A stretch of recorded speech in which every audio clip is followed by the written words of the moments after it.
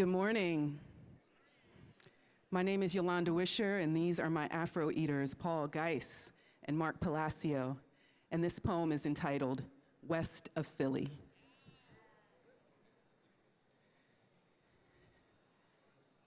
They asked me to write a poem like a lush life.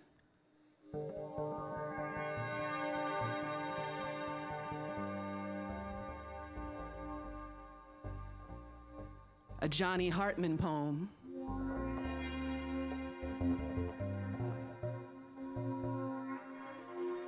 A poem that would make your fake eyelashes fall off. A poem with the city all up in it. A poem, matter of fact, like a city. One that can only be reached by train.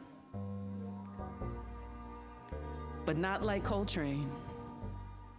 Just write a Coltrane poem that contains the essence of the city. The way the horizon sounds like Elvin Jones playing cymbals in trash trucks. I mean, just write a poem that contains the essence of West Philly. A poem you've already written. Write that. Yeah, write a recycled Philly poem about a Philly that doesn't exist anymore. Write the sequel.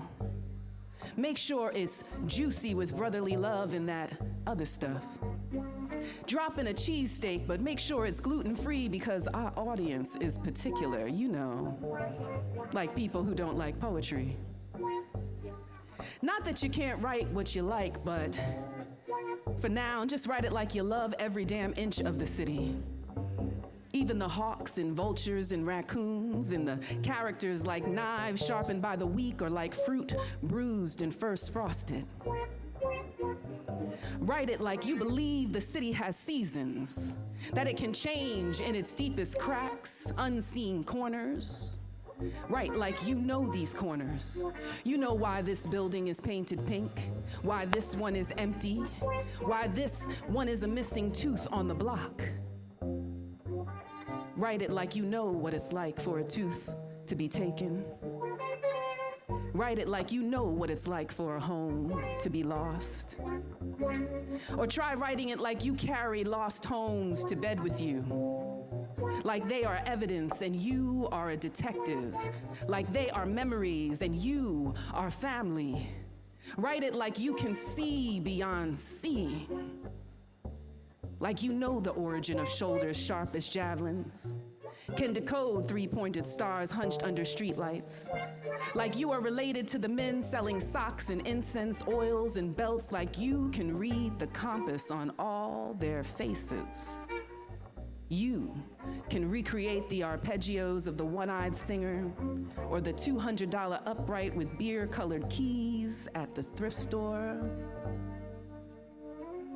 Yeah, just write a poem like a secondhand store, full of dishes in leather jackets, vibrating with the leftovers of people, bleeding in solidarity with a woman in a ripped red sweater, like an ear wailing in the street one summer night. A poem full of peach seeds and lightning bugs. A poem that can change the color of the sky.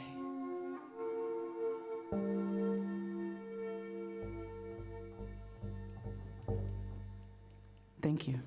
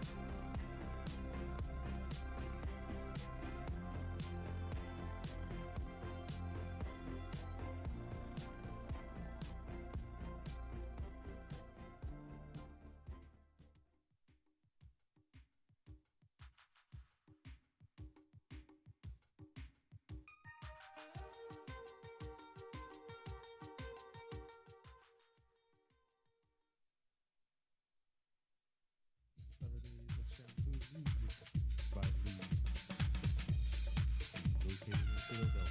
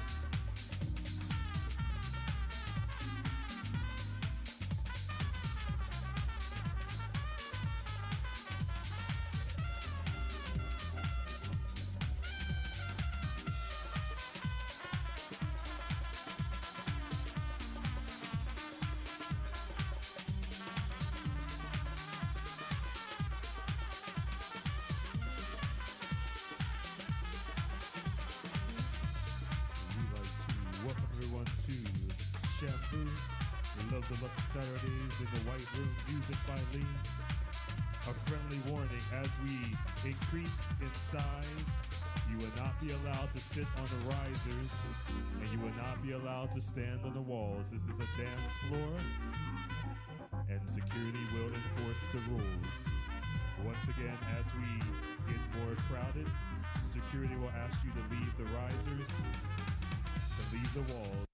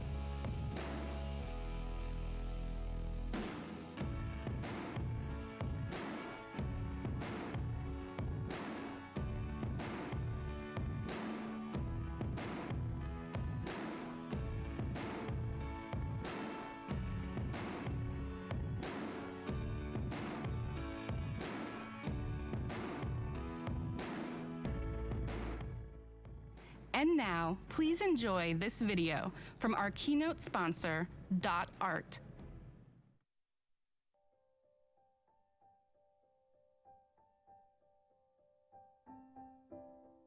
Time shapes our lives. It preserves memory, marks change, and connects us across generations.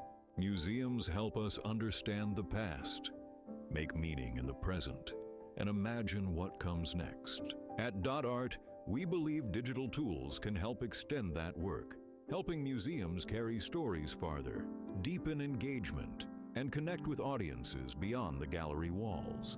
That belief is at the heart of our partnership with the American Alliance of Museums. AAM members can receive a free .art domain for the first year, helping strengthen digital identity across the museum community. And when members renew their domain, a portion of that revenue goes back to AAM, supporting the Alliance and the field it serves. Inspired by this year's theme, .art and hug.art invited artists to reflect on time through a special open call. These are the open call winners. See the full art at our MuseumExpo booth. We invite you to continue the conversation with us at booth 1124 and join us Friday at 1:30 p.m. in the Solutions Center, Theater 1 for Beyond the Museum Gallery Wall, Digital Strategy Shapes Visitor Experiences, presented by Elena Zavalev, faculty at Sotheby's Institute. We look forward to continuing the conversation.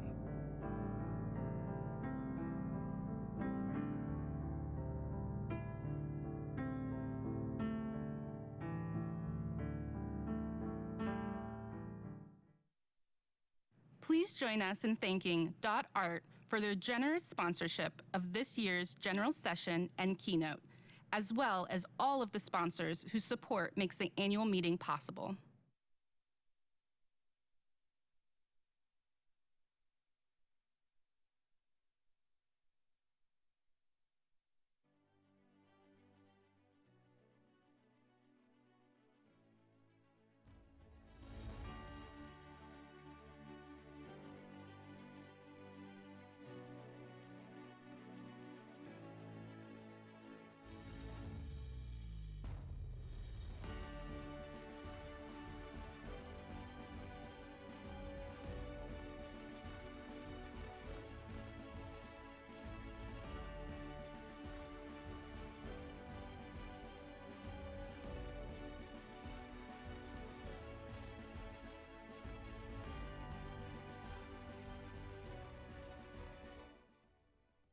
Every community owes its existence to generations from around the world who contributed their hopes, dreams, and energy to making the history that led to this moment. Some were brought here against their will. Some were drawn to leave their distant homes in hopes of better lives. Some were forced from their homelands, and some have lived on this land for more generations than can be counted. Honoring truth is essential to building a just and equitable world. While acknowledgement is important, it is only a beginning. We acknowledge the Piscataway people on whose ancestral lands the American Alliance of Museums office is located. Philadelphia, the city we celebrate during this annual meeting, is the ancestral homeland of the Lenape people. Please take a moment to consider the many realities of violence, displacement, migration, and colonization as we gather together here today. We must hold ourselves accountable for the necessary work to uncover truths in the museum field and beyond.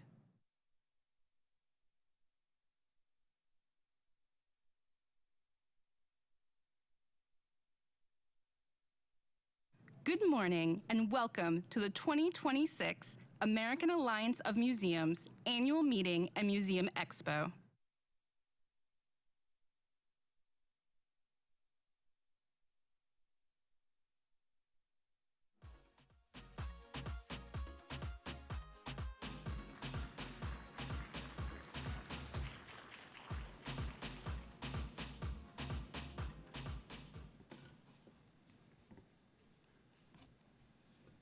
Good morning, ladies and gentlemen, and welcome to the city of brotherly love and sisterly affection.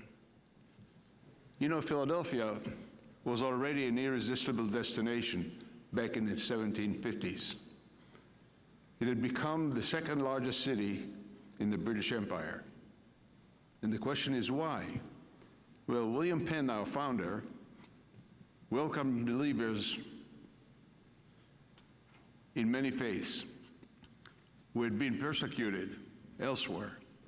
Quakers, German Lutherans, Catholics, Jews, and Baptists. Mutual tolerance created an enterprise of merchants, artisans, and farmers, who in turn hired immigrants looking for work, thus driving Pennsylvania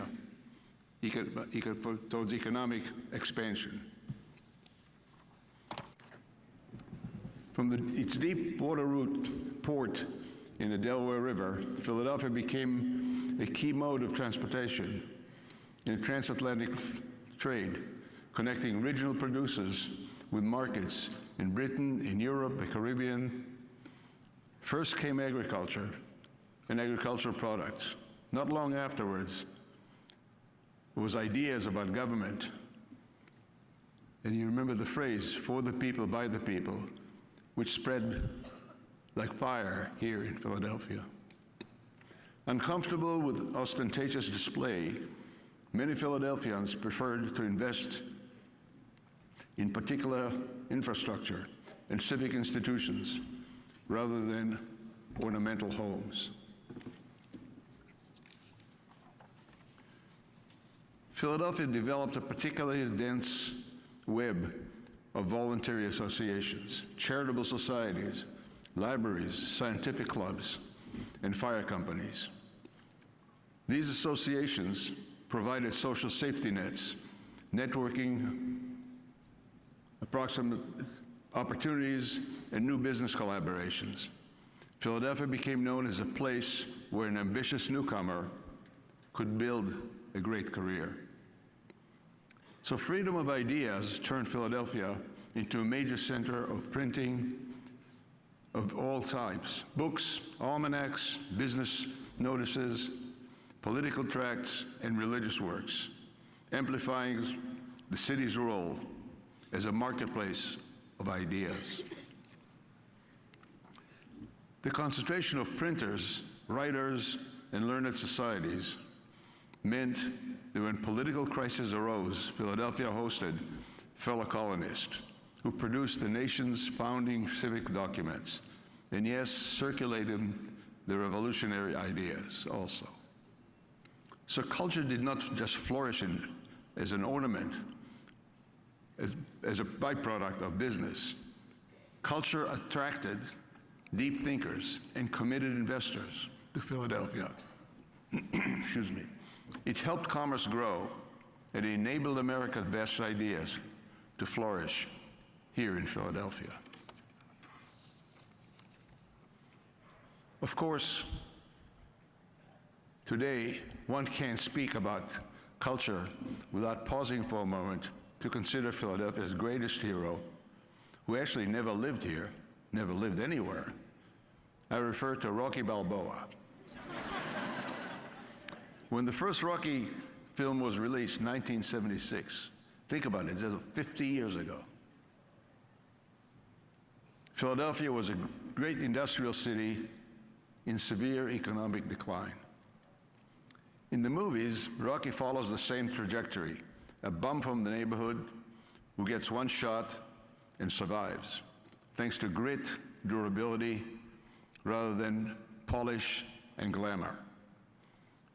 Rocky shows up and takes punishment, suggesting to many Philadelphians that they too could flourish through overwhelming odds. Few Hollywood films have woven a city into a fictional story as intimately as Rocky has done to Philadelphia. Rocket training runs provide a guided tour of Philly, past the Navy Yard, the Schuylkill through the market, the Italian Market, Kensington, South Philadelphia, and finally up the Benjamin Franklin Parkway towards Philadelphia Museum of Art. You may want to try that yourself one of these days. Local audiences recognized their neighborhoods and landmarks, and non-local learned to associate those vistas with Rocky's struggles of spirit. The film reframed Philadelphia's image for national and international audiences. Of course, Rocky became a Philadelphia civic symbol because of his run up the museum steps and his iconic pose at the top. The statue is still there, by the way. Dramatically, it's a moment when the city-discouraged fighter discovers his own capacity to succeed. Symbolically, a working-class Philadelphian literally climbs towards one of the city's bastion of high culture, turning uphill exhaustion into a full triumph. That image condensed the ideas of social mobility, self-improvement, and sheer stubbornness into a simple, repeatable gesture, not to mention launching a 6-film Rocky franchise for the movies. Well, the bronze Rocky statue, originally created as a movie prop, became a pilgrimage destination where thousands of people each year just take selfies that mimic Rocky's pose. Audience loyalty keeps Rocky, a movie character, alive in Philadelphia history in a different way, in a more persistent way that statues of life athletes do, or even politicians.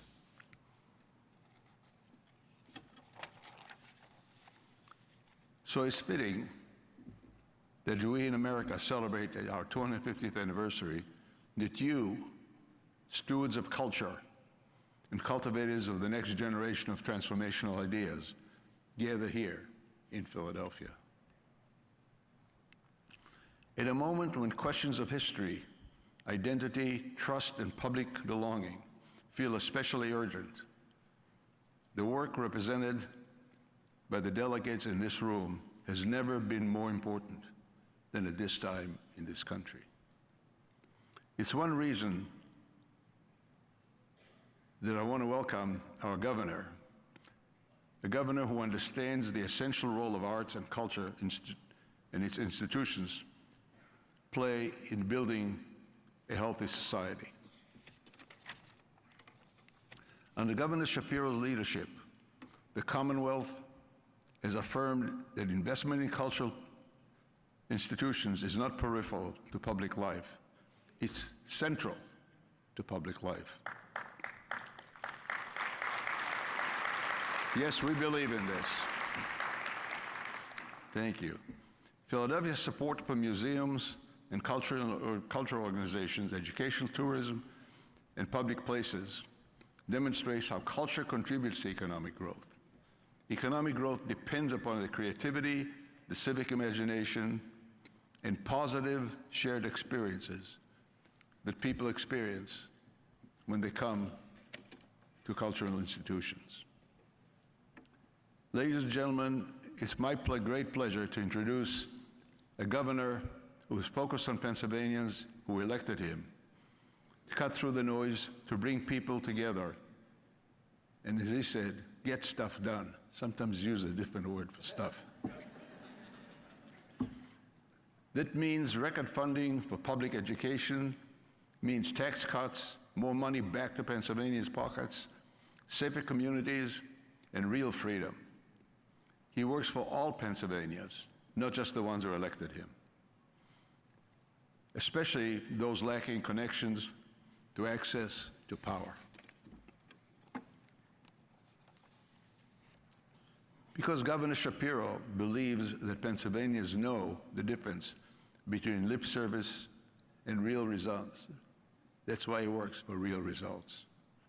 And he's a results-oriented, driven leader who's one of the main reasons that I appreciate him in my life and my family's life, and I consider him a longtime friend.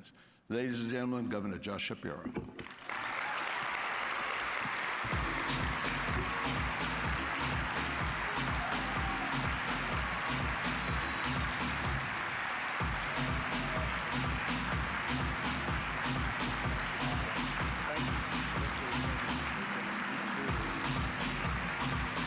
Thank you.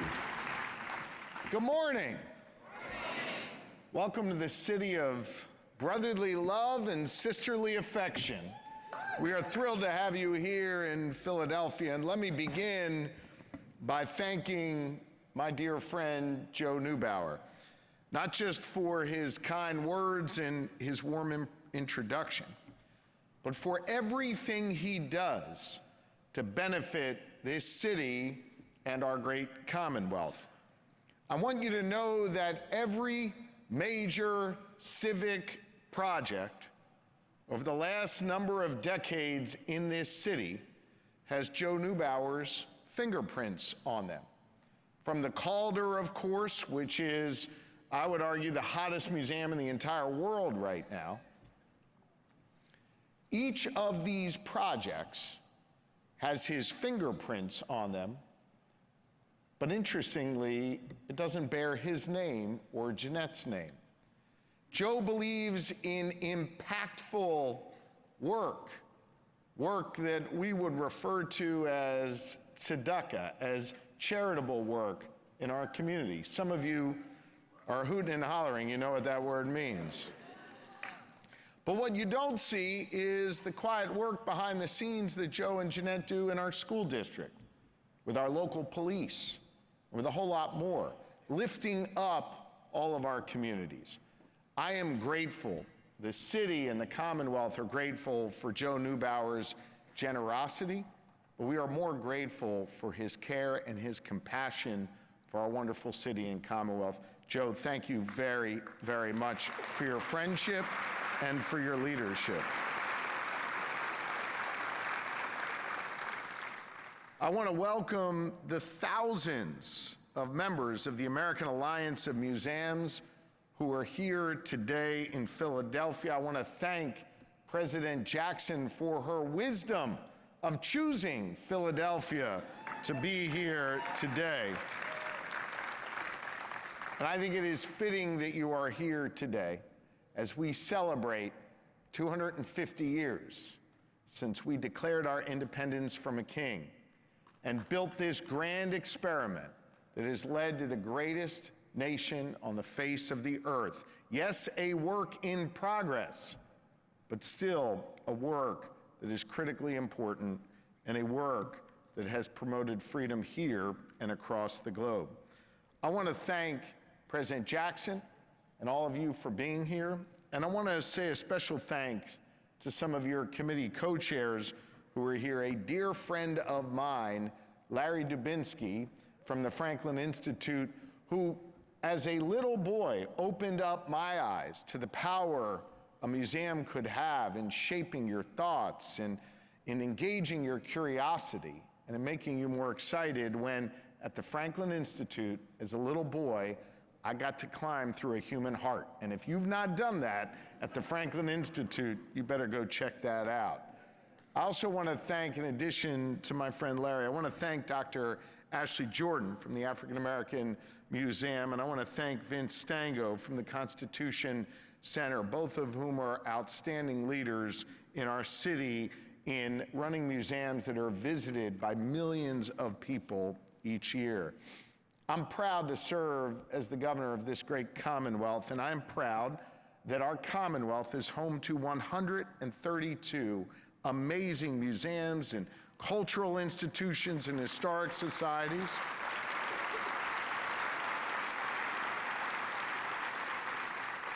And I believe that that is one of the reasons why we are a top destination in the world for museum lovers, for people who love art and history and culture, from war artifacts spanning centuries on display at the Army Heritage and Education Center in Carlisle, Pennsylvania, to the largest collection of pop art at the Andy Warhol Museum out in Pittsburgh, to hands-on learning. Big Warhol fans here. To hands-on, you can hoot and holler for any of these folks. Fun fact, in the entryway to the governor's residence, my wife and I thought when we got there, we needed to make sure that the art on the wall, each piece, each painting, had purpose and ties to Pennsylvania. And so we removed nearly all of the art from the residence, and one by one, brought it, because there's a bunch of random stuff there, I must tell you. And one by one, we brought in pieces from different Pennsylvania artists. And when you walk in, the first thing you are met with at the governor's residence is an Andy Warhol print right in front of you. An example of bringing the art of Pennsylvania into the people's house. I know that there's also active museums, especially as a father of four. I know how important that is to give your kids something to do. You need to check out the Pennsylvania Trolley Museum, which was recently ranked, by the way, the best small town museum by USA Today. And you'll forgive me, I'm competitive as hell, so I want us to be first at everything. So for all of you not here from Pennsylvania, when you hear me go on and on about how we're first and best, just allow me to get through it, because of course you're here in my state, so you're stuck with me for a few minutes. I will tell you that each of our cultural institutions showcases the stories of great Pennsylvanians who have helped shape not just this city or this Commonwealth, but this entire country. And it demonstrates the power of great art to inspire the next generation, good music to be able to soothe your soul, and the wonder of discoveries of the natural sciences that can open up the eyes of a young child, as it did to me, and encourage them to become a doctor, a geologist, or a veterinarian. I will note that after I went through that heart, and I watched the great example my father, a pediatrician in the community, set for me, I was focused on becoming a doctor just like him. But sadly, walking through the heart does not prepare you for organic chemistry. And so I chose a different path of service. Perhaps if the Franklin Institute, Larry, did a better job educating me, I'd be a physician right now. I would also note that our museums and cultural institutions really are central to our communities. Not only that, they're big drivers of our economy in Pennsylvania. 24,500 of my neighbors work in our museums, and they are stewards of our shared history. They generate $2 billion a year in economic impact and $200 million for state and local tax revenue. And with all of you here today, I expect you to go visit those museums and get that $200 million number a little bit higher. But I want to say on a serious note, as we approach America's 250th birthday on July 4th and celebrate it this year, I know we'll expect those economic numbers to grow, but I also hope that people's curiosity about our history grows as well. I hope they'll go over to Valley Forge, and I hope they'll visit Independence Hall, and I hope they'll be curious. I hope that when the world descends on Pennsylvania this year, to be able to go to the World Cup and the MLB All-Star Game and even UFC 330, that when those games and those matches aren't happening, I hope they'll check out some of our great museums too. We are in a position now to show the world what this great city and this great country is made of, with a strong cultural scene that celebrates and uplifts our people and our shared heritage. I will just say, in these challenging and in these divisive times, where folks struggle every day to find common ground, where our politics is divided and our social media divides us even further, I believe things like sports and music and art and culture allow us to find ways to bring people together. When you walk through the beautiful new Calder, and you stop to look at a mobile, you stop to look at the art, and someone bumps into you next to you. They're from a different city, maybe a different country. You're admiring the art. You're sharing what it means to you. You're looking at the way the sun comes in through the glass and creates shadows on the wall. And in that moment, you don't really care who that person next to you voted for. You don't really care what news source they read that morning or what's in their Twitter feed. You're there, bound together through art, through culture, and you find ways to bridge those differences. Those divisions tend to just simply melt away.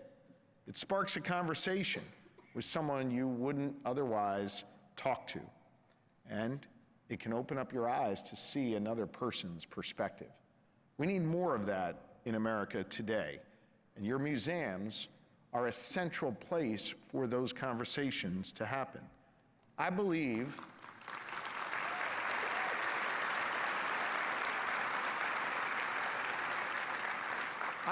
that we are stronger as a nation when we find ways to come together.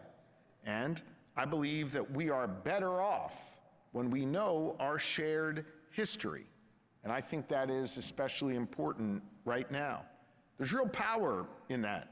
And we've got to protect the power our museums have to bring people together. I recognize that there are forces across America today who are trying to take that power away, trying to erase some of the painful parts of our shared history, and even pretend that those chapters of our country's story never happened.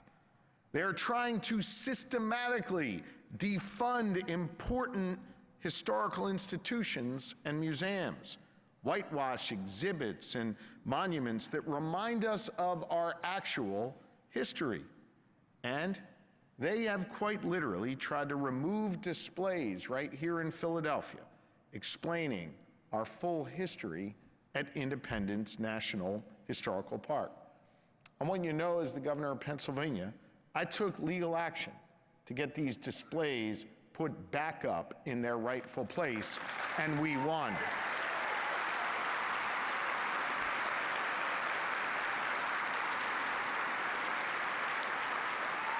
Because while those dark forces may try to continue to erase our shared history, they do not have the power to dictate our values. Here in Pennsylvania, we respect our history. We invest in teaching our full history to our students in our classrooms. We protect those valuable lessons. As governor, it has been a real joy to uplift that history across this Commonwealth and even at the governor's residence in Harrisburg. My wife, Lillie, our First Lady, and I have taken a special interest in some of the incredible artifacts and artwork preserved in our state archives, taking them out from the archives and placing them on display for all to see. We've worked with our state archivists and the Pennsylvania State Museum to put them on display at the residence, and even hosting a lecture series roughly every quarter to recognize Pennsylvanians who make an impact on our history, our science, and our sports. From a centuries-old stove built from the greatest inventor in the history of the world, our founding father, Ben Franklin, to the replicas of pieces of the famed photographer Charles Teeny Harris from Pittsburgh, whose work depicted the lives of Black Pennsylvanians and it painted a picture of Pittsburgh throughout the 20th century. And photographs and costumes on loan from the Marian Anderson Museum to depict the life and work of a world-famous vocalist who used her powerful voice to share a message of the civil rights movement. Those lecture series are yet another opportunity to bring Pennsylvanians from all walks of life together in common purpose, even where we may have some superficial differences. I want to give everyone here credit for the work you do in your communities and across this country to preserve these displays of history and art and culture that tell the stories of your communities. Your work is important right now, perhaps now more than ever, to not just give people a hall that they can walk into and learn from, but to perpetuate our democracy by strengthening our shared values and our shared history. If you get a minute today, I'd encourage you to walk over to Independence Hall, the place where it all began. And I would note to my friends from Massachusetts who are here, anybody from Massachusetts? I am in a fight with your governor, who I love. Maura's been a friend of mine for a decade, but she said the other day that Massachusetts is where it all started, but here in Pennsylvania, we just filed the paperwork. I didn't like that very much. And while we were able to beat your Celtics in 7 games, I still don't. I'm looking at you, Massachusetts. I still don't appreciate the trash talk coming from your great governor. But after we filed that paperwork,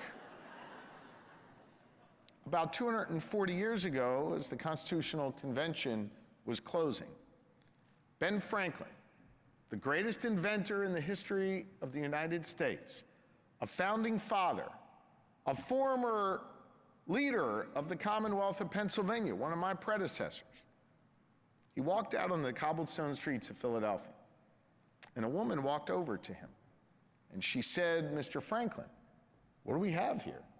A monarchy or a republic?" And Franklin famously said to her, "A republic if you can keep it." I think about those words, "if you can keep it," every day when I do my work as governor. I wish more Americans would think about those words every day.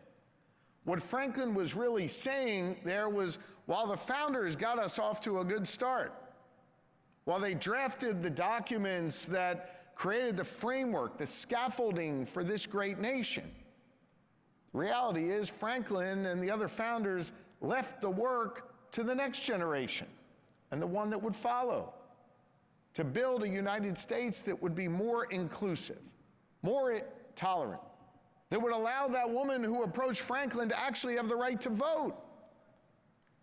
And Franklin understood that it would be up to all of us to carry that work forward. I share that with you because you sit in a powerful position between the history and the future of this great nation. And you are the ones who bind it together.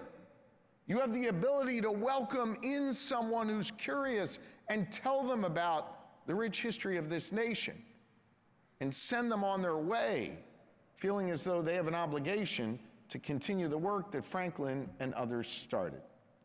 So I wanted to be here today, partly because Joe asked me to, but in large measure because I think you play a critically important role at this 250-year mark to allow our country, our republic, to move forward in ways that can bring people together, to find our shared history, our shared values, and allow us to achieve even higher heights.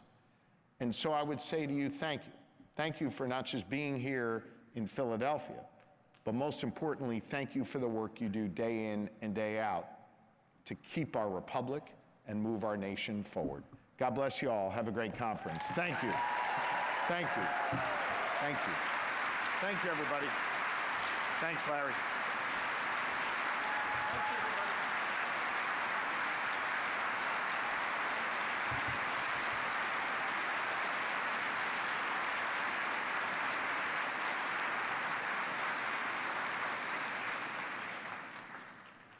And now, please join us in welcoming Devon Akmon, Chair of the AAM Board of Directors.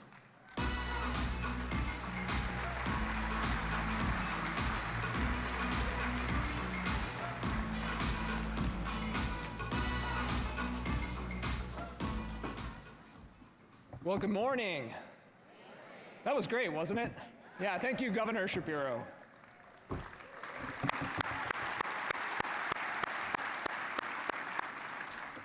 On behalf of the board and the staff of the American Alliance of Museums, I'm thrilled to welcome you all to the annual meeting at MuseumExpo and to Philadelphia. Take a look around this room for a moment. This is what our field looks like when it comes together. And this is only part of it. Thousands of us have come to Philadelphia for this conference, from museums of every size and every kind, from nearly every corner of the country and beyond. We carry different titles, different collections, and different challenges. But we share something too. At a time when trust in so many institutions has remained frayed, museums remain among the most trusted in American life. Yeah. That trust is not a given. It is something the people in this room earn every day through care and rigor and genuine commitment to the communities we collectively serve. Yeah. And there is no better place to gather this year than in Philadelphia. As our nation marks its 250th anniversary, we meet in the very city where it all began. This is a fitting backdrop for our work. Whether your museum holds paintings or fossils, historic homes or hands-on science, the work is the same at its core. We are a nation that comes to understand where it has been through museums, to discover what people can make and imagine, and to consider what it might still become. That is the work we collectively share, and it's what makes this gathering special. For the next few days, this is more than a conference. It's a community, a place to compare notes, to lean on one another, and to be reminded that the person next to you is facing similar questions and that you can turn to them for guidance. So whatever brought you here, welcome. We're glad you're a part of this conference. Now, this welcome begins with the people who made this meeting possible. I want to recognize over 100 Philadelphia museum leaders on this year's local host committee, especially our co-chairs, Larry Dubinski from the Franklin Institute, Dr. Ashley Jordan from the African American Museum in Philadelphia, and Vince Stango from the National Constitution Center. This team worked tirelessly for months to create an engaging, locally inflected, and warm, welcoming annual meeting this year. Please join me in a round of applause for all they have done to welcome us to this great city.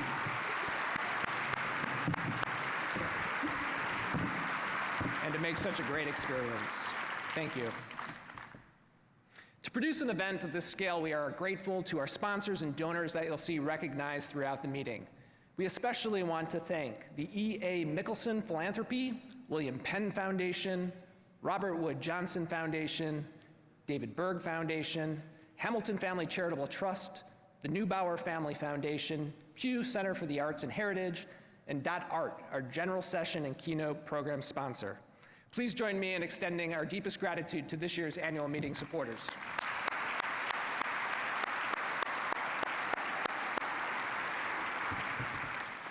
Yesterday evening, we had a special ceremony to honor the individuals, programs, and institutions recognized this year by the AAM Board of Directors for their leadership and excellence within the field. These honorees include promising rising stars in the field, leaders with careers spanning decades, and those whose work is grounded in breaking new ground and moving the field forward in ways that inspire us all. It's important we acknowledge all our honorees, so I ask that you please hold your applause while I announce everyone's names. Receiving the 2026 Nancy Hanks Memorial Awards for Rising Star are Asame Robelo Ahlen Yamamoto, Kana Stiles, Kara March, Michael Wilson, Okusho M. Amudo. Let's hear it for these 5 inspiring rising stars.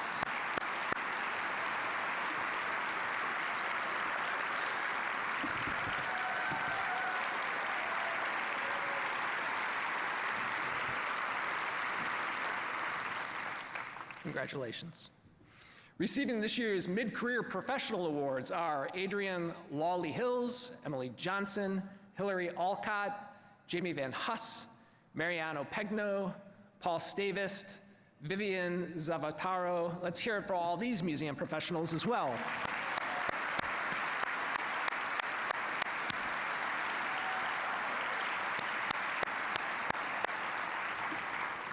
Next, I'd like to recognize this year's recipients of the Museum Impact Awards, those driving impact through workplace culture, programs and policies, and beyond our walls through engagement with audiences and communities. Receiving the 2026 Museum Impact Awards for individuals are Joan Marmette, Kantara Souffrant. Not able to join us in person are Lanisha McCoy, Michelle Smith, Victoria Munro. Receiving the 2026 Museum Impact Award for programs and initiatives and organizations are We Native Deaf People Are Still Here from the Gillette University National Deaf Life Museum, whose leadership is unable to join us in person today.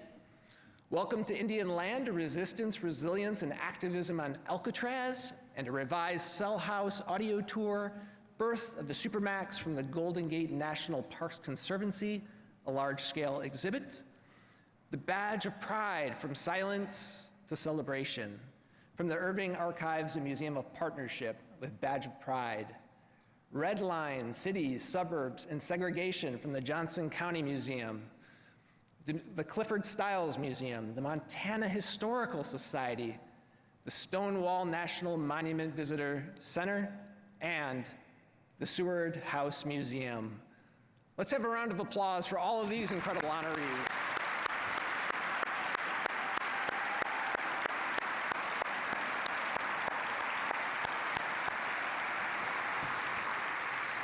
You can find out much more information about the awardees on the AAM website.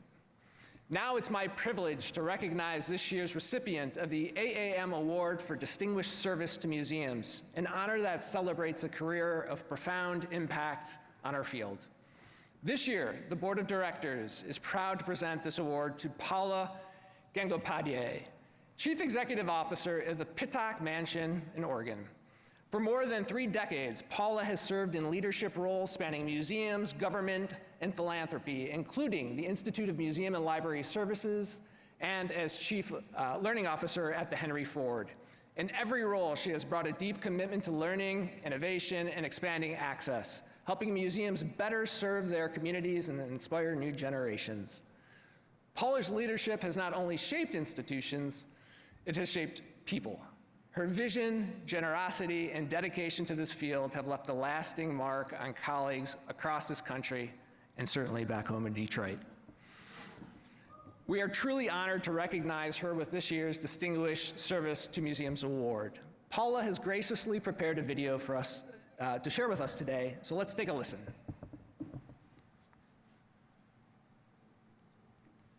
Greetings, museum colleagues and friends. I'm deeply humbled and honored with the 2026 Distinguished Service Award from the American Alliance of Museums. Thank you, Carol Charno and the Awards Committee, Devon Akmon, and the AAM Board of Directors for selecting me for this honor, especially during the nation's 250th anniversary year. 37 years ago, when my husband and I moved to the United States from India for higher studies, little did we both know that our hard work and passion for excellence would be awarded with Distinguished Service Awards in our respective fields. What a sense of fulfillment. I want to first thank my father, Mr. P.K. Banerjee, who charismatically persuaded me to change my career choice from medicine to museums, and my mother, Mrs. Sova Banerjee, for instilling in me the mindset to ask the what-if question, which has guided me throughout my career, nudging me to be a change agent. I also want to thank my husband Utpal and daughter Richa for being the wind beneath my wings, supporting my passion for museum work. I am who I am today because of the immense encouragement and collaborative support I have received from colleagues, staff, and board members of the organizations I have been part of.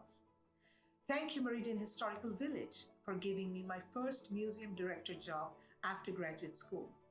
Commission for Lansing School Success, for allowing me to learn the ABCs of government relations and community mobilization. Public Museum of Grand Rapids, one of the first accredited museums in the nation, to help me finish my early leadership skills. The Henry Ford, for giving me the platform and inspiration to stretch my innovative vision. IMLS, for allowing me to help move the needle on sector-wide impact, especially during some of the toughest times with funding challenges and the pandemic. I also want to thank the wonderful partner organizations I've had the pleasure of working very closely with. AAM, ACM, Aztec, AAMC, AASLH, the Regional Museum Associations, NEA, NEH, US Department of Education, OSTP, and many others.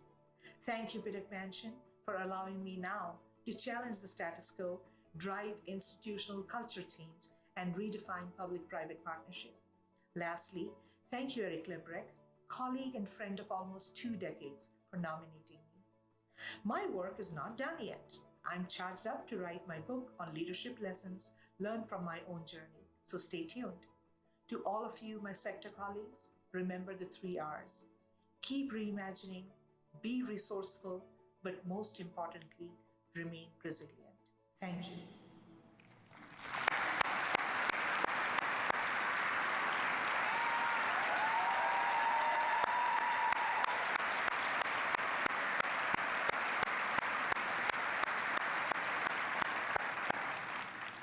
Congratulations on this well-deserved recognition, Paula.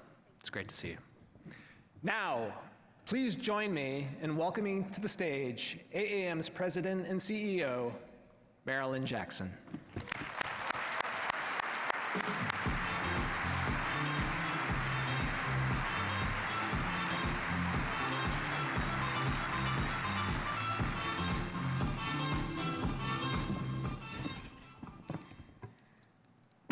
Good morning, and welcome to the 118th Annual Meeting of our museum sector.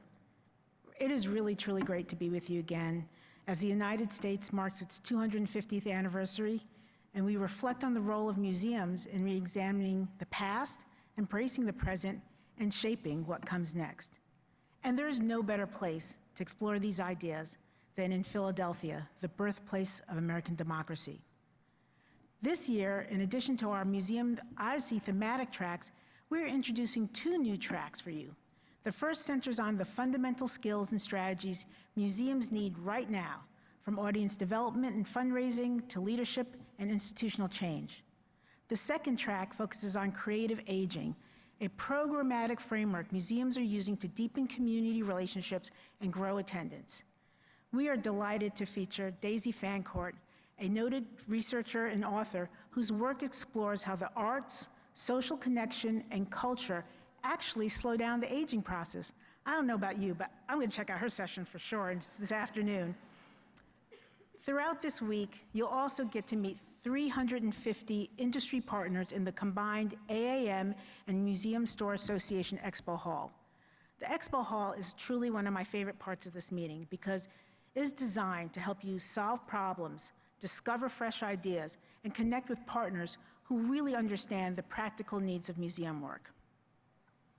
You can explore new museum technologies through demos and hands-on activities, see immersive art installations, and meet authors who are shaping conversations across the field. You can also compete to win prizes in our new MuseumExpo Odyssey game. And you can even take a break with some adorable puppies in the puppy park. Yeah, I'm going to be there.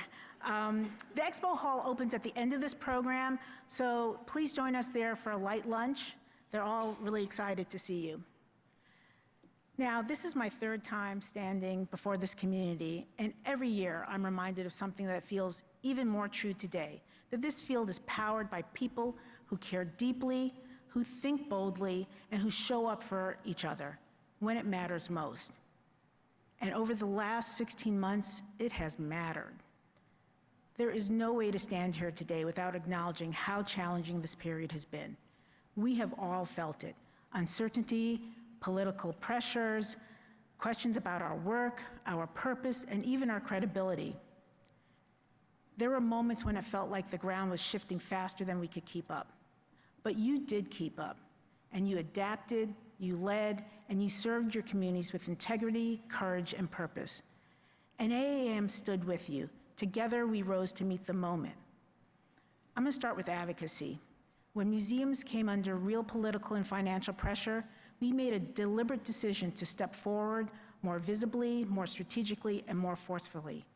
We strengthened relationships in Congress by meeting directly with members on both sides of the aisle, and we expanded our Congressional Museum Caucus. We aggressively engaged media to elevate the value of museums, launching a national PSA campaign and securing more than 4,000 news stories with a combined reach of over 1 billion impressions. And most importantly, you showed up. With AAM providing resources, you took collective action and sent more than 90,000 letters to Congress. Let's think about that. That is not just a number, that is a powerful collective voice. We responded quickly to policy shifts, provided guidance on censorship, legal risk, and ensured the story of museums was being told in the media, in policymaking spaces, and in public discourse. And the result of all this, federal funding was not only preserved, it was reinstated and renewed. AAM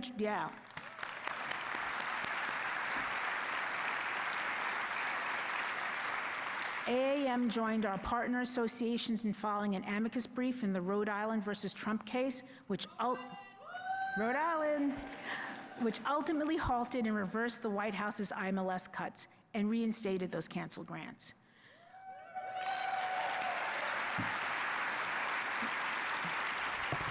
We launched a national community sign-on letter to Congress calling for continued investment in museums. More than 1,300 museums, associations, small businesses, and industry partners signed on. Now, it is incredibly rare to have that many signatures, and that sent a powerful message to Congress that museums matter. And I want to recognize our partner associations who have been integral in our advocacy efforts, as well as AAM staffers Nicole Weston and Brandy Dillingham, who have really stepped up our government relations work. And please join me in thanking them.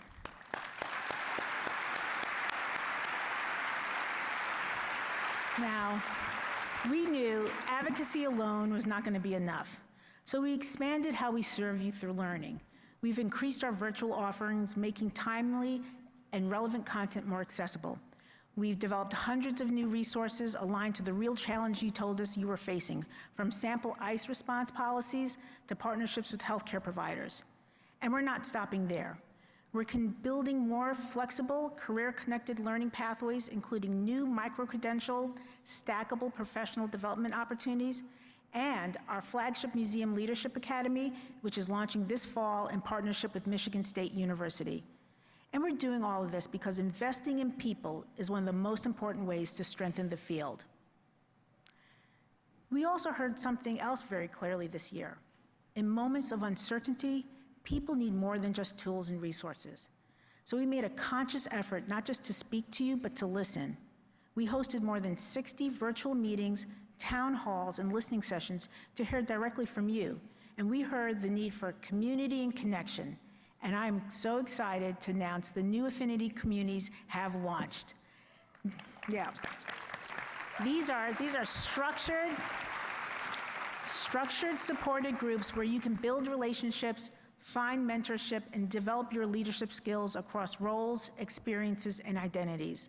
And I'd like to ask our affinity community leaders to stand if you're able and wave so we can thank you for taking the lead on this exciting new initiative.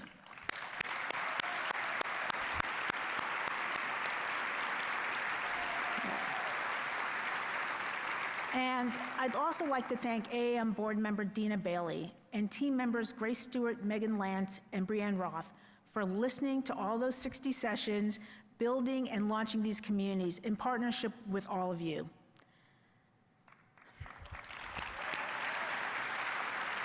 So now more than ever, museums are being asked to demonstrate credibility, accountability, and public value. And to help, museums turn to AAM's excellence programs. And our excellence programs are designed to help museums assess their practices, strengthen operations, and show communities, funders, and partners that they are trusted institutions committed to high standards. Last year, over 5,700 museums demonstrated their commitment to best practices by participating in the Continuum of Excellence. This includes the new fee-for-service museum assessment program, our core documents verification process, the accreditation process, and the Pledge of Excellence. That's nearly a quarter of our field. Big, medium, and even some of the smallest museums in our community all have made a choice to strengthen trust with their communities. And that matters because standards build trust, and trust is one of the greatest assets museums have. To better understand this, we repeated our annual survey of museum goers with Wilkening Consulting and refielded our national public opinion research. And what we found was surprising and reassuring. Trust in museums has increased, and museums remain one of the most trusted sources of information in the country. And that trust is not partisan. It is broad, bipartisan, and growing. And we learned that 95% of Americans see museums as educational assets, 89% believe museums contribute to economic vitality, 91% think positively of elected officials who support museums, and 96% of Americans support maintaining or increasing federal funding. And for the first time, we asked directly about censorship, and what we found was powerful. Americans across all political perspectives support inclusive museum content and experiences. And the data showed that only 1 out of 10 Americans support the censorship efforts that have been targeting museums. I'm going to say that again. Only 1 in 10 Americans support museum censorship. That's extraordinary, and it shows that when trust exists, it creates the space for museums to do bold, meaningful work, even in these complex, politically complex environments.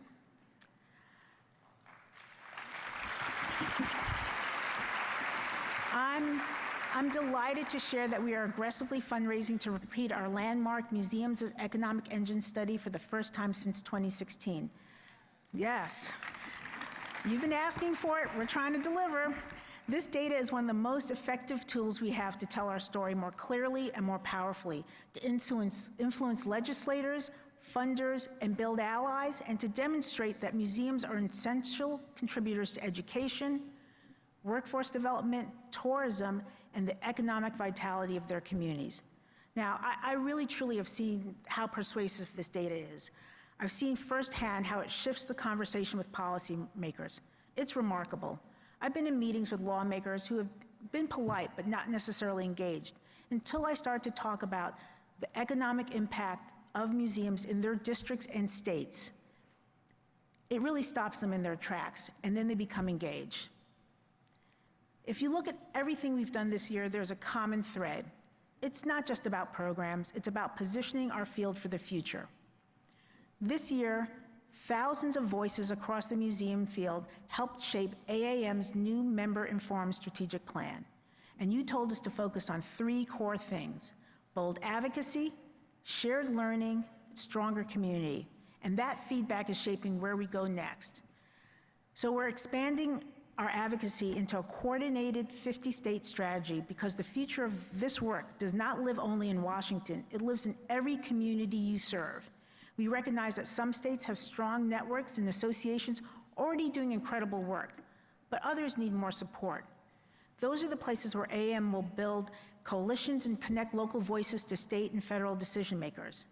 And to kick off this work, this summer we're planning our first virtual flying session to connect key congressional representatives with their museum constituents who can't easily travel to Washington, D.C. We're investing in learning that meets people where they are and supports them across the full arc of their careers. Now, museums vary tremendously by size, geography, mission, and resources, and the people who power museums bring an enormous range of expertise, responsibilities, and lived experience to this work. It takes a complex web of skills to successfully run a museum, and our professional development will address that. I'm also delighted to announce that we will soon be launching a new website featuring easier access to resources, stronger professional pathways, and a more connected member experience.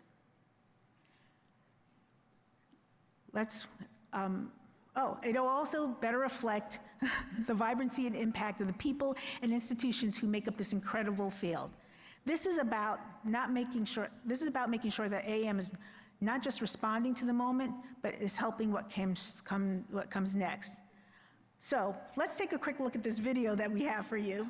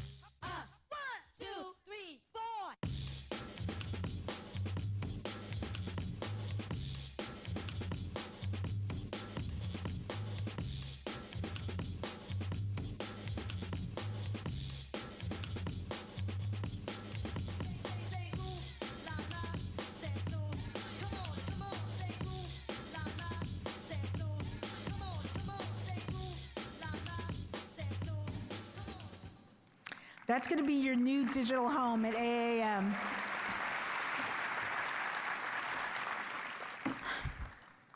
We've been working on a lot, but there's a lot more to come. And so what does come next?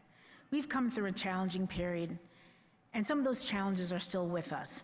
The funding pressures, they're going to continue. Political scrutiny will continue. The environment we are operating in is not suddenly going to become simple. But we are in a stronger position today than we were 16 months ago. We are more coordinated, we are more visible, and we are more connected. Across political and demographic lines, people value what we do. They see museums as places for learning, places of trust, places of belonging, and places of great joy. And that matters. It means your work is not only relevant, it is essential. So before I close, I want to first thank my incredibly dedicated team. The AAM team is just 38 people, and we work every day with one goal in mind, and that's keeping you, our members, at the center of everything we do. I'm deeply grateful for their leadership, creativity, and in their belief of what museums make possible. Please join me in recognizing the team.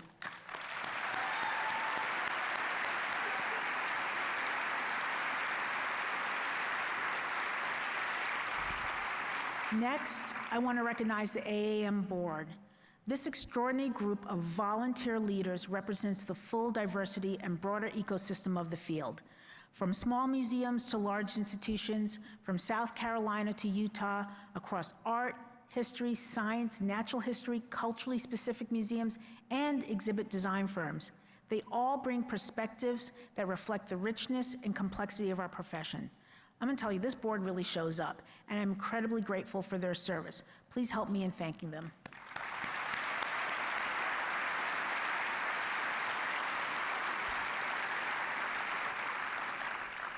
I also want to recognize the many wonderful museums and partners who have made this annual meeting possible. I mean, you've heard it all this morning. Philadelphia has truly opened its arms to us. From the Convention Center staff and Visit Philly team, Governor Shapiro, Mayor Parker, local foundations, and our host institutions. This conference would not be possible without their generosity, partnership, and hospitality. Thank you for welcoming us so warmly. And I want to thank you. Thank you for the work you do every day in your institutions and communities. I've done this work.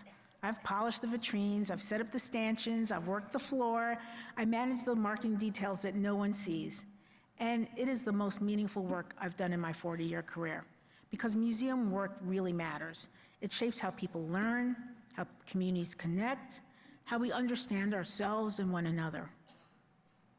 I want to thank you for contributing your time and your expertise and your voice to this alliance, because everything we've accomplished this year is a direct result of that collective effort. The future of this field is not something that happens to us. It's something that we're going to be building together, and we are already building it through stronger advocacy, more accessible learning, a connected community, and a clearer, more compelling story about the role of museums in society. The path ahead will require commitment. It will require you to stay engaged and invested with each other and our alliance. It will require you to renew your membership so that our collective advocacy can continue, and to participate in our shared learning, because when you do, the entire field becomes stronger. The future for museums is bright, not because the challenges are gone, but because of how prepared we are to meet them together. Thank you, and have an awesome and great annual meeting.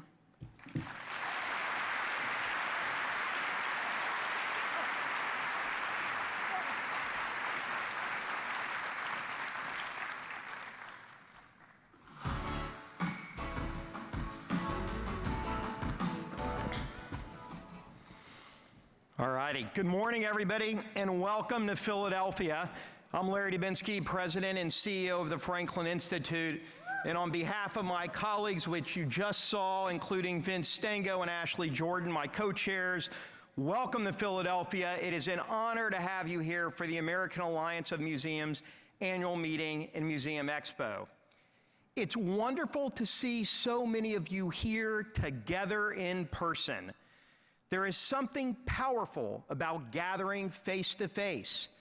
It's about the conversations that happen in the expo hall, the ideas sparked at one of the more than 150 sessions, the networking at the evening events, and the sense of shared purpose that reminds us why we do this work.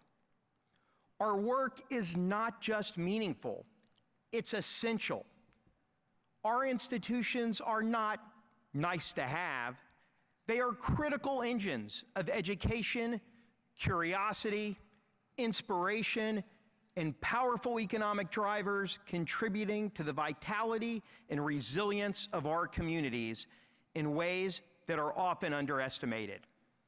And there is truly no better place for us to gather this year than here in Philadelphia. We are a city rich in history, culture, and innovation. From museums to national parks, from zoos to gardens, the institutions represented here reflect the very best of who we are. The Philadelphia area museum community really stepped up to make this possible, and I really just a general thank you. Marilyn and the previous speakers called them out, Vince and Ashley as my co-chairs, as well as the entire leadership host committee that you saw earlier on the screens, and the entire committee that worked tirelessly to make this conference successful.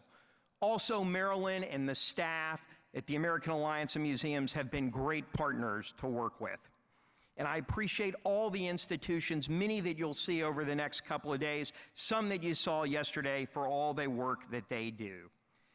And finally, deep gratitude to our generous donors and sponsors for your investment to make all this possible.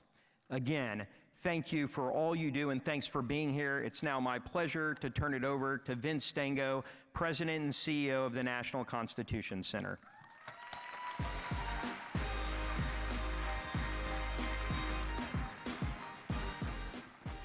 Thank you, Larry. Good morning, everyone. It's a pleasure to be here with all of you this week as we celebrate the essential work of museums and cultural institutions across the country. Museums do far more than preserve artifacts or interpret history, art, and science. They help shape civic life. They connect generations. They create spaces where people come together to learn, reflect, ask questions, and better understand both the past and one another. And at a moment like this one, that work matters deeply. A free society does not sustain itself automatically. It depends on institutions that cultivate curiosity, preserve memory, encourage dialogue, and help people see themselves as part of something larger than themselves. It depends on places that remind us democracy is not something that we inherit once and forever, but something each generation must learn about, participate in, and help sustain. That is part of what makes this moment so significant. As we mark the semi-quincentennial anniversary of the United States, we are being called not simply to commemorate the nation's founding, but to think seriously about what it will take to strengthen and sustain the American experiment for generations to come. The founding generation understood that self-government requires more than constitutions, courts, and elections alone. It requires citizens prepared to participate in civic life, engage across their differences, contribute to their communities, and support institutions that serve the common good. That is why the work happening in museums and cultural institutions across this country is so important. There are so many organizations represented here doing truly extraordinary and distinctive work, but we are united by a shared purpose, helping people connect more deeply to history, to culture, to one another, and to the broader story we all share. Museums remain among the few civic spaces where people from different backgrounds, perspectives, generations, and communities still regularly come together. You create places where curiosity is encouraged, where complexity is explored rather than avoided, where history becomes not distant or abstract, but alive and relevant to the challenges and opportunities of our own time. And as we celebrate America's 250th anniversary, there is no more fitting place to gather than right here in Philadelphia. I think every speaker has mentioned that so far. Philadelphia is, of course, the birthplace of the Declaration of Independence and the Constitution, but it is also a living, dynamic city filled with neighborhoods, communities, traditions, and stories that continue to shape the American experience today. from the cobblestones of Old City to the murals of North Philadelphia, from the energy of Reading Terminal Market to the generations of tradition in the Italian market, from Germantown to Fishtown to West Philadelphia, this is a city where history and civic life continue to intersect in meaningful ways. So while you're here, I hope you take the time to explore beyond the convention hall, walk the neighborhoods, visit institutions you may not yet know, talk to people, experience the city fully, and yes, eat well while you're here. Because like the work of all you do every day, Philadelphia is ultimately about discovery, connection, and encountering stories that challenge us, inspire us, and remind us of our shared humanity. Welcome to Philadelphia, and thank you for the extraordinary work you do every day to strengthen civic and cultural life across the country. It is now my pleasure to introduce Ashley Jordan, President and CEO of the African American Museum in Philadelphia. Ashley.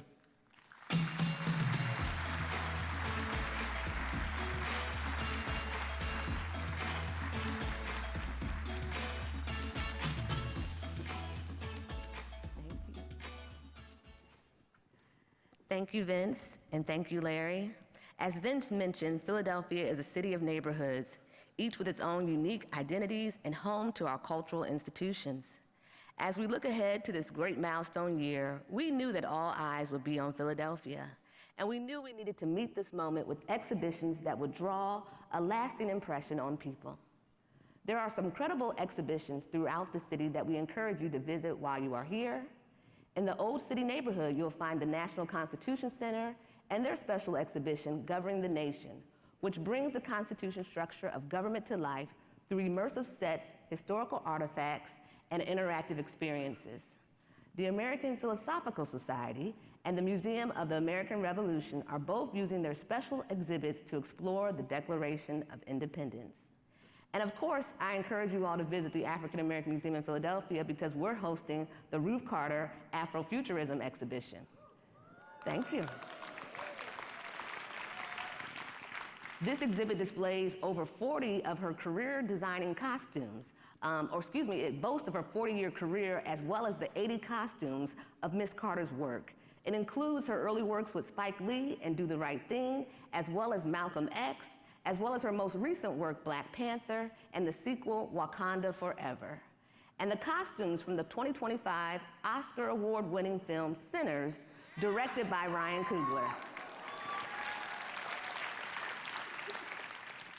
Over on the Parkway, you'll find the Philadelphia Museum of Art, which is hosting two special exhibits, Rise Up, Rocky, and the Making of Monuments, and in partnership with the Pennsylvania Academy of Fine Arts, A Nation of Artists. It wouldn't be a trip to Philadelphia if you didn't get a picture with the Rocky statue, but I also encourage you to also seek out another son of Philadelphia, Joe Frazier, who was the real world heavyweight champion.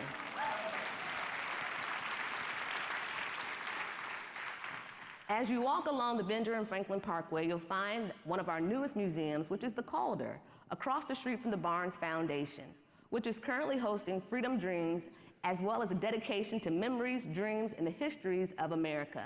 You can end your Parkway visit at the Franklin Institute, which is currently hosting Universal Theme Parks, the exhibition. This exhibit gives you an inside look at how the thrills of theme parks come to life. These are just a handful of our institutions and exhibitions, and you can come and explore them as much as you would like while you are here. We hope you take the time to visit the city of neighborhoods, the city of firsts, and tell your story. Invite your friends to come back. Thank you, and welcome to Philadelphia. Thank you.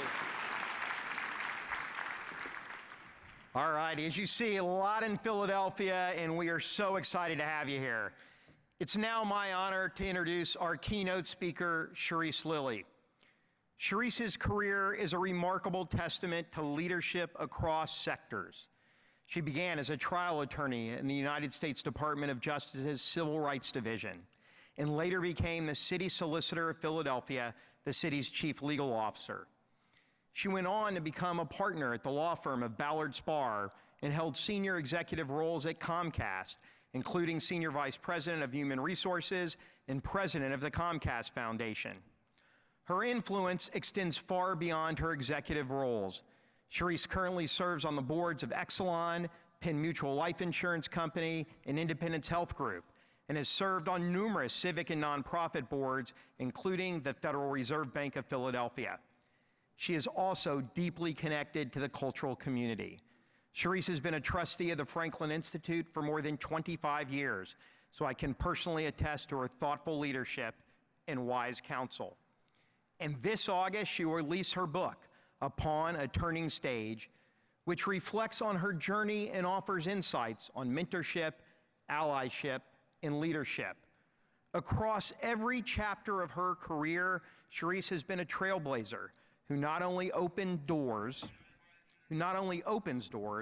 but actively holds them open for others.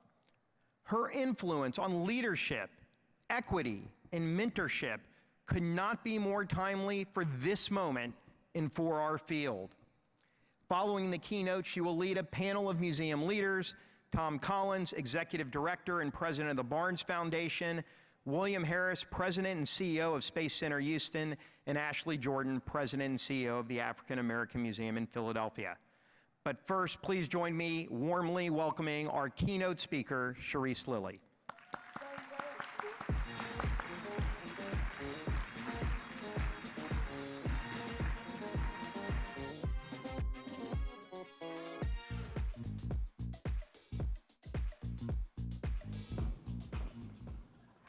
Good morning. Thank you, Larry, for that generous introduction, and welcome to Philadelphia, American Alliance of Museums.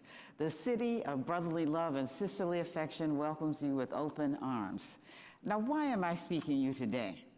I am a proud, long-serving member of the board of the Franklin Institute Science Museum, and I am equally proud to serve on the ambassadors board of the Barnes Foundation. These two amazing Philadelphia institutions may be different in form and in mission, but they are unified in the purposes that are consistent with the issues that you all are going to be discussing over the next few days. AAM champions equitable and impactful museums. I would like to thank President and CEO Marilyn Jackson and the board and the American Alliance of Museums for the extraordinary honor of speaking to you today. And I want to thank everyone in this room, the curators, educators, directors, administrators, advocates, emerging leaders, and AAM staffers. You have dedicated your professional lives to one of the most important callings in public life. You are the keepers of our story. And what a moment to be gathering in this city.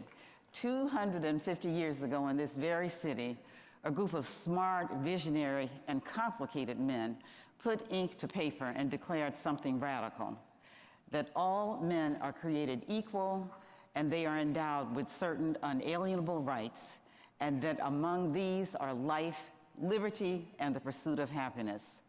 They launched an experiment in democracy. And for 250 years, this country has been arguing about what that experiment actually means. That argument is not a flaw in the American story. That argument is the American story.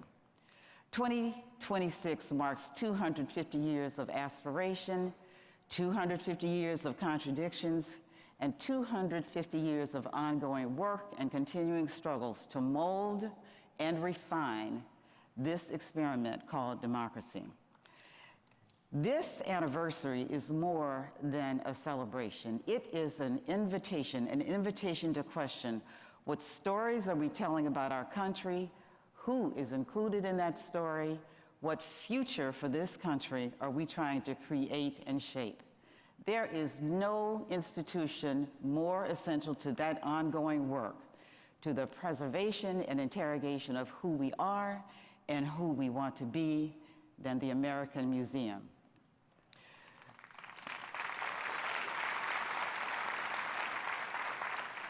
The theme of this year's conference is the Museum Odyssey. Museums are not static places. Museums are the timekeepers. You are our travelers. You're the chroniclers. And most importantly, you are the seers. Museums help us to understand where we have been.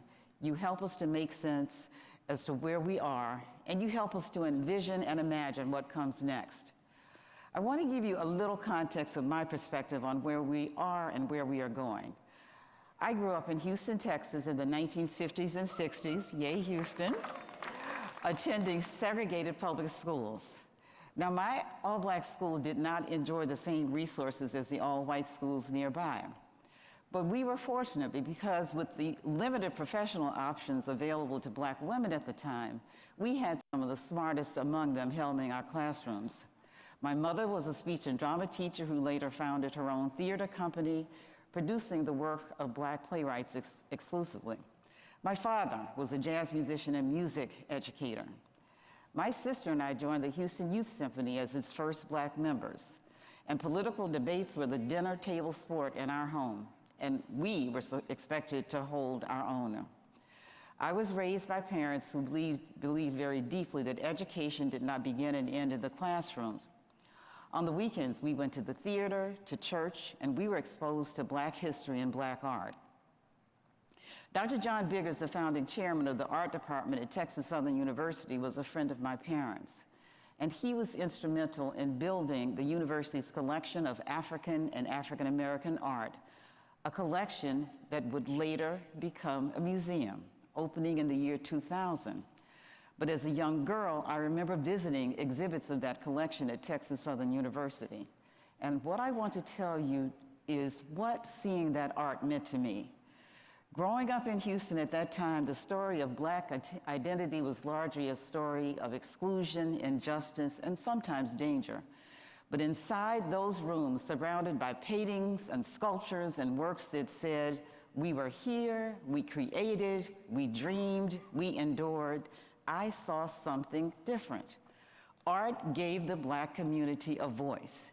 It channeled our history into something beautiful and permanent, and most of all, undeniable. Now, at that same time, museums in Houston were not available to black people. As a child, I never visited the Houston Museum of Fine Arts. Black patrons were only admitted on Thursdays.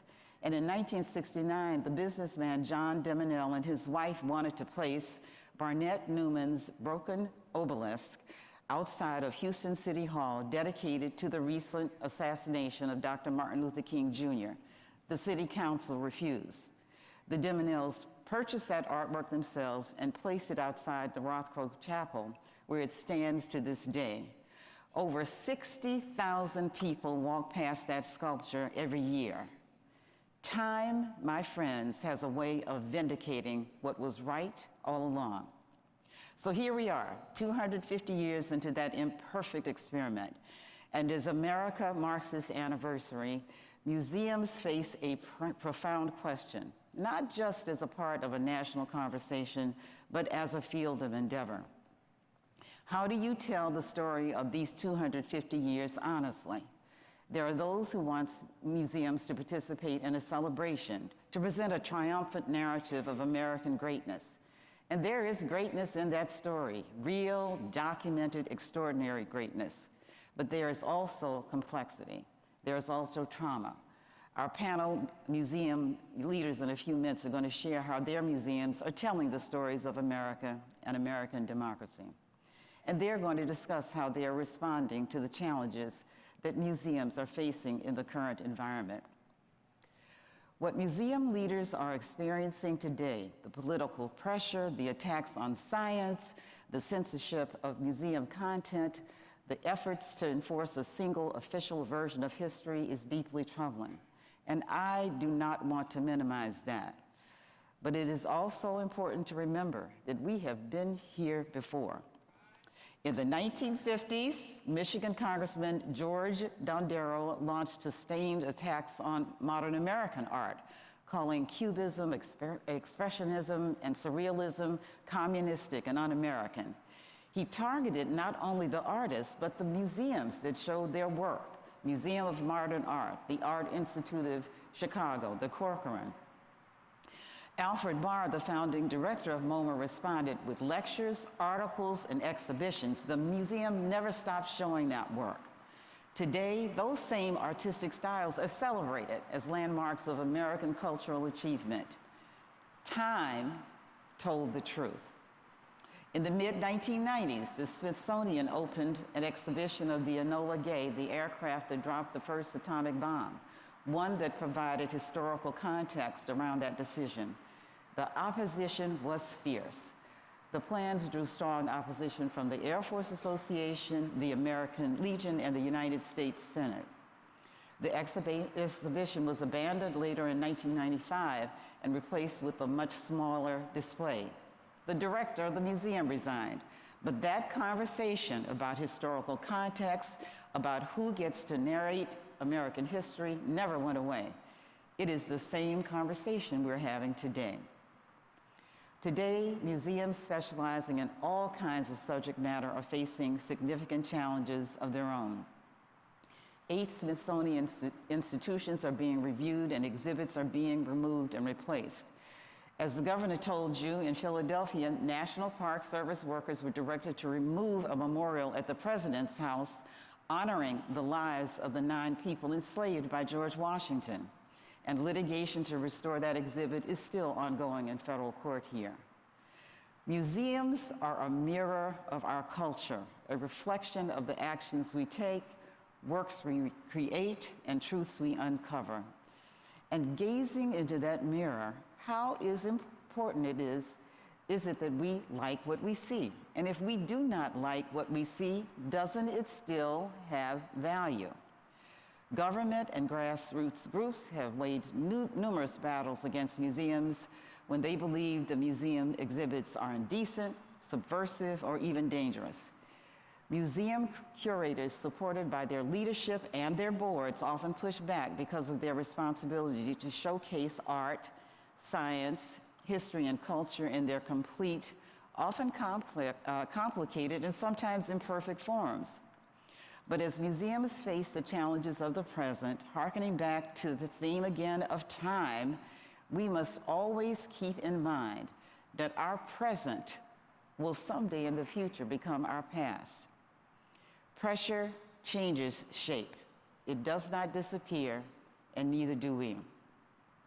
For all the political pressures that today's museums face, it is more than encouraging and really quite inspiring that the American people themselves remain steadfastly supportive of the roles that museums play in our society. And Marilyn has already said the statistics. 95% of Americans believe museums are educational assets to their communities. 89% believes that museums contribute important economic benefits to their communities. 91% would think positively of elected officials who take legislative action to support museums. 96% want federal funding for museums to either be maintained or increased.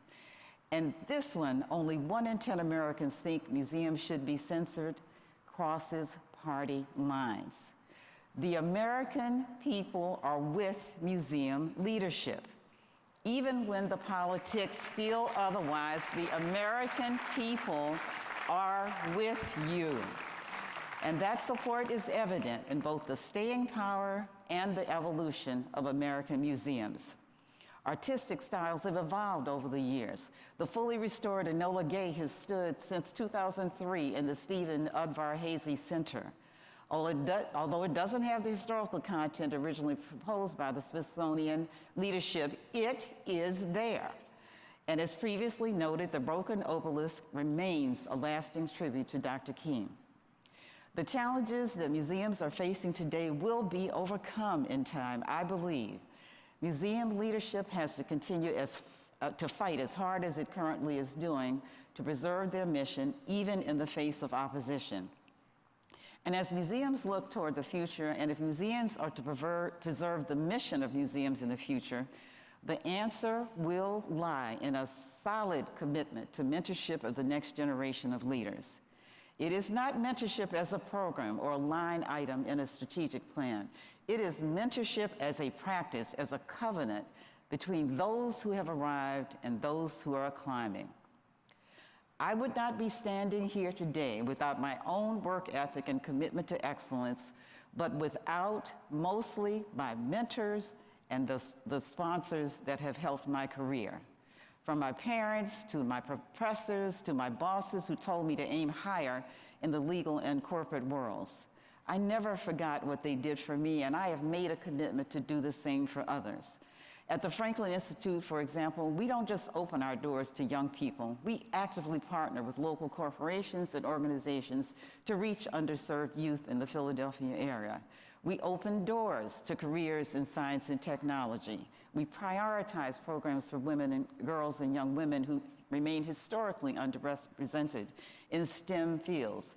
We hold public lectures, community programming that make the museum not a destination, not just a destination, but a resource. That is mentorship at an institutional scale, and it matters. But I also want to say something to those of you who are earlier in your careers, and particularly those of you who are first-time attendees at this conference. This conference is full of leaders, and this conference is full of emerging leaders, and you are exactly who I am most hopeful about. You are going to inherit institutions that are under pressure. You are going to inherit debates about language, about funding, and about whose story gets told and how. And sometimes you are going to feel like the weight of it is much more than any one person or group of persons can carry. But here is what I know from experience. You cannot lead well if you are not staying home. You cannot protect your institution's mission if you are not protecting yourself. The field needs your passion. It also needs your sustainability. Create your own personal board of directors. Find your community. Find your persons. Lean on this organization, the AAM, as the professional home that it was meant to be for you. AAM is celebrating its 120 years since its founding. Its importance to museums, to the next generation of leaders of museums, and to American democracy leans large. Stay connected to the contacts that you are making in Philadelphia this week. As a young lawyer, I joined the Philadelphia Bar Association and the National Bar Association. You emerging leaders have taken a huge step by attending this conference. Stay involved with the AAM. Come back to the conferences. Use this organization as a resource. This is an opportunity for you to create and grow a network of mentors, role models, and more importantly, future mentees for you. And when you lead, because you will lead, remember the hand that was extended to you. Extend your hand to someone else, even if that person doesn't look like you, especially if that person doesn't look like you. Political and community pressure will always be a reality with which museum leaders will have to contend. For emerging leaders, soak in the wisdom from your mentors. They will share their successes and they will share their challenges. Together, you will create a future for your museums as well as the opportunity for this country's ever-evolving story to continue. 250 years, that's how long this country has been becoming. Not arriving, becoming. The American story is not finished. It is not settled, it is not clean, and the most important work museums can do is to refuse to pretend otherwise.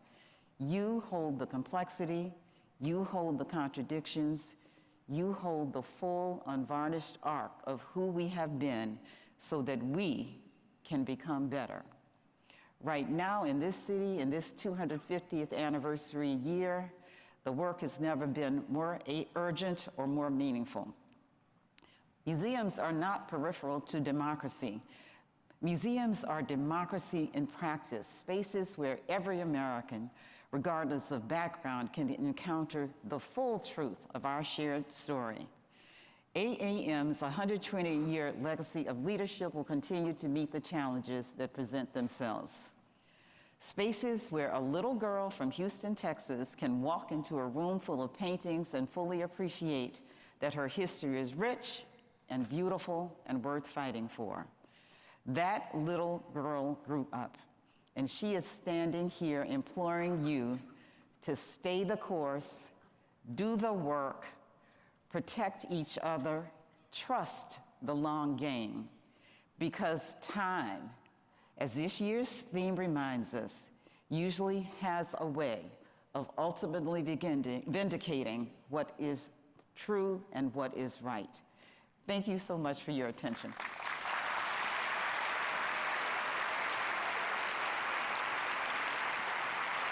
Thank you. Thank you.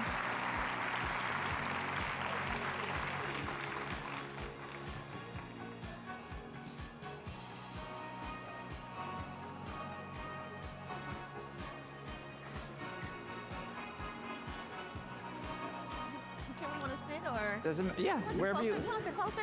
Sure. We can break it out. Oh. Okay.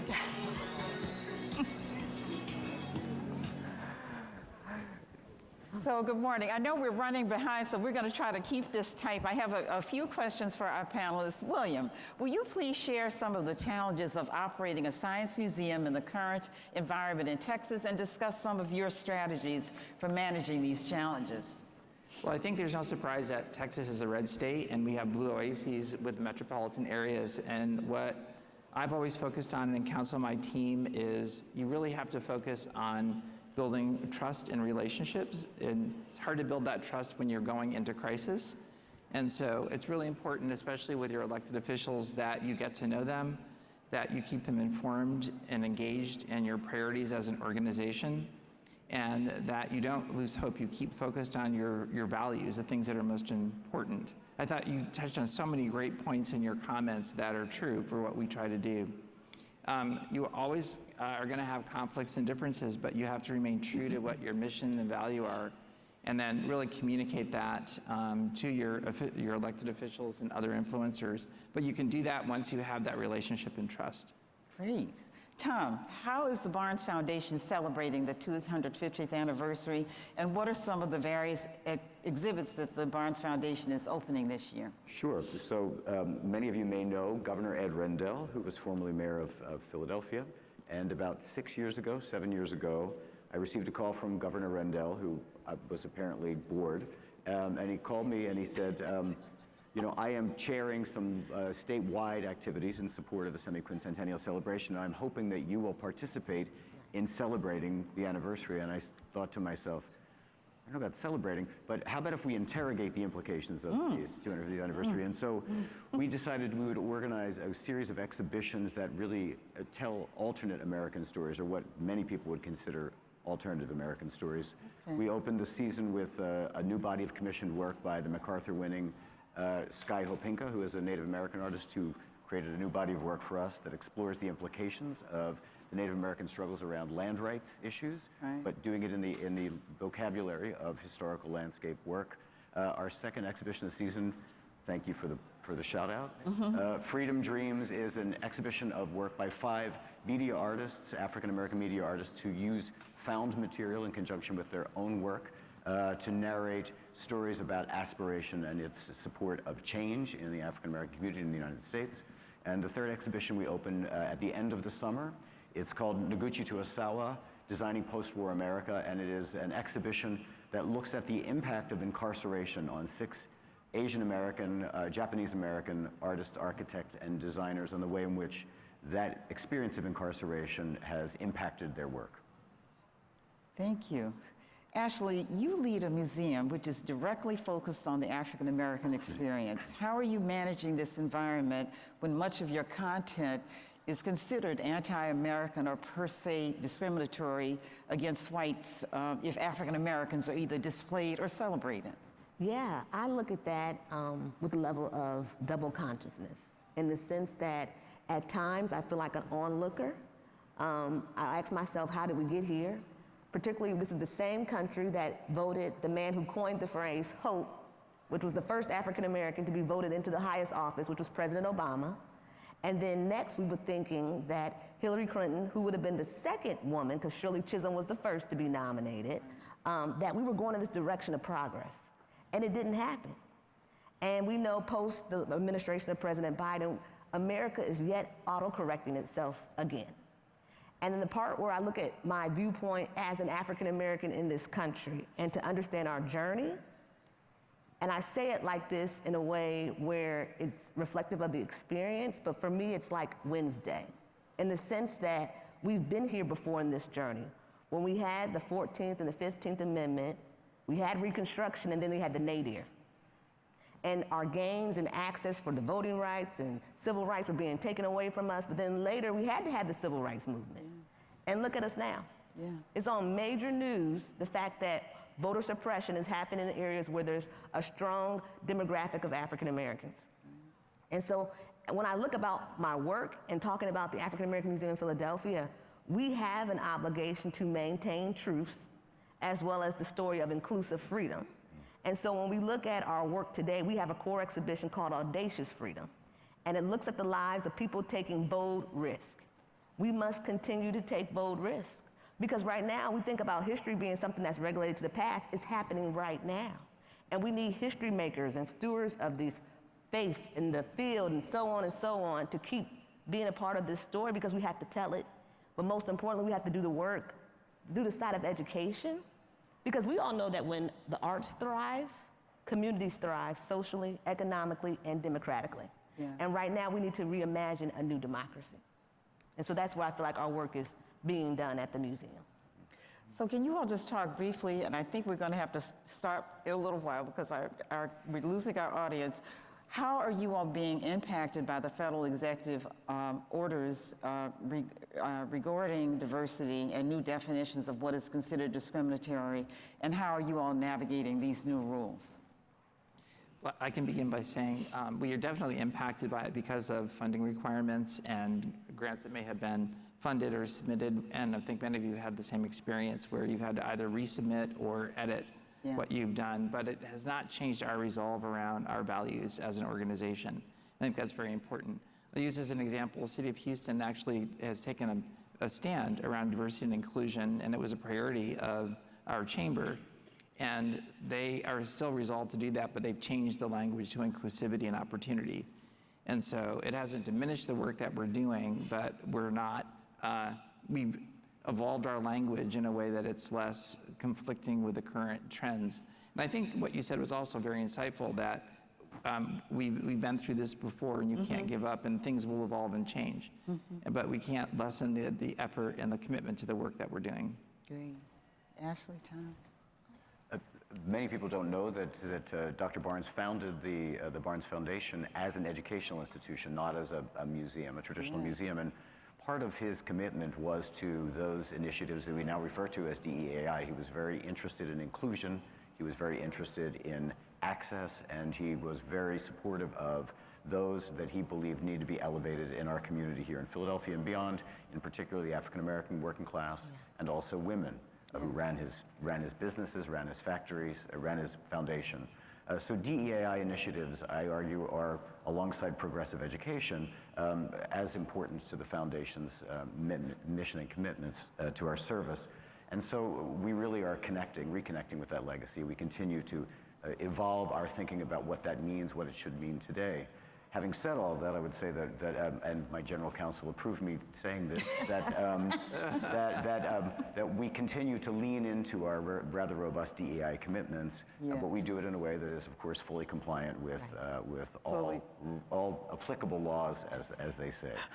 Okay, my final question to you is the statistics cited by Marilyn and also cited in my speech regarding the positive view that the American public still holds regarding museums.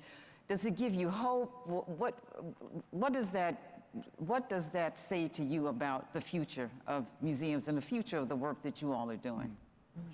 I would say, just by the attendance of the folks here today, we know that the work that we're doing, we're not in it by ourselves.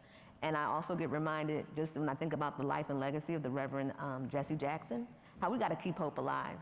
And right now, more than ever, we need more hope, and we need more folks who are concerned about invoking hope and change into our conversations. And I believe that education is going to be the great continued equalizer. We just have to do our work to make sure that it's there for everyone.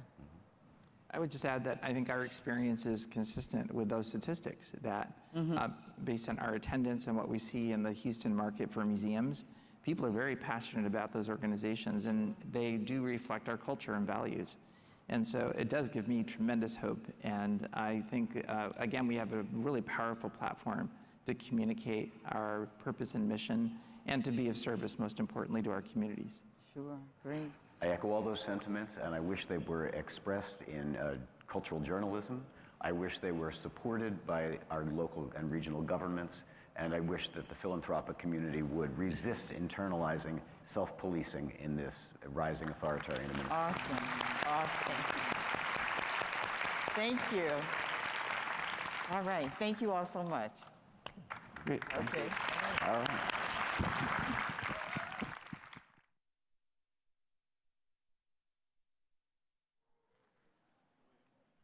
Oh, nice.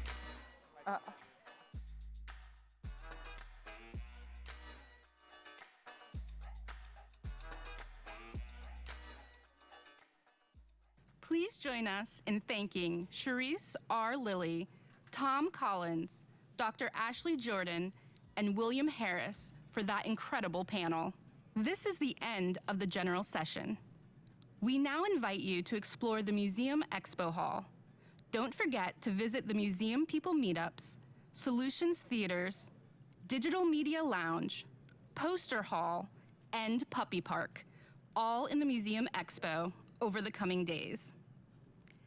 And now, please join the Philadelphia Mummers for a parade to the Expo.